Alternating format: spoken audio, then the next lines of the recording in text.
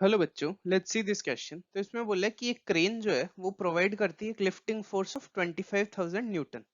तो इसने अपन को बोला है कि अपन एक 2000 केजी का जो लोड है वो ग्राउंड लेवल से ऊपर उठाना चाह रहे हैं, और अपन जो ये मैक्सिमम फोर्स है वो 2 सेकेंड्स तक ही लगाते हैं, 2 सेकेंड के इंटरवल तक ही लगाते हैं। और फिर उसके बाद अपन इतना ही फोर्स लगाते हैं कि उसकी वेलोसिटी कांस्टेंट रहे अपवर्ड डायरेक्शन में।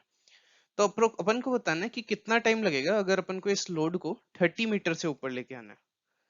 तो ये क्वेश्चन करने में जो की कॉन्सेप्ट यूज होगा वो हो जाएगा इक्वेशंस ऑफ मोशन। तो सबसे पहले अपन कंडीशन देख लेते हैं। इसमें है कि अपने पास मान लो 30 मीटर की हाइट है। इनिशियली अपने पास ये 2000 केजी का लोड है, और इसको 2 सेकेंड्स तक तो अपन ये 25,000 न्यूटन का फोर्स लगा के उठाते हैं।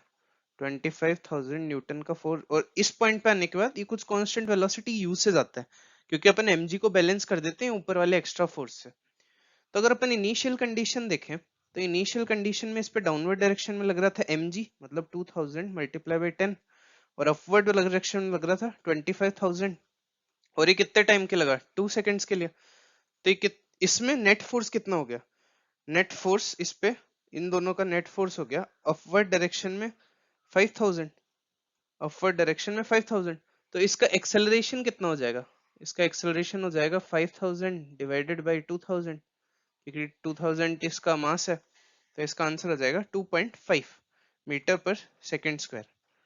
तो अगर अपन इसके अंदर इतने एक्सेलरेशन से 2 सेकेंड के लिए मूव करते हैं तो कितना डिस्टेंस ट्रेवल कर लेते हैं? ut 0 plus half acceleration 2.5 time square 4। तो अपन इतने स्पीड से चलते हैं तो अपन 5 मीटर का डिस्टेंस कवर कर लेते हैं। और अपनी वेलोसिटी कितनी हो जाती है? v is equals to u plus a t से देख सकते हैं।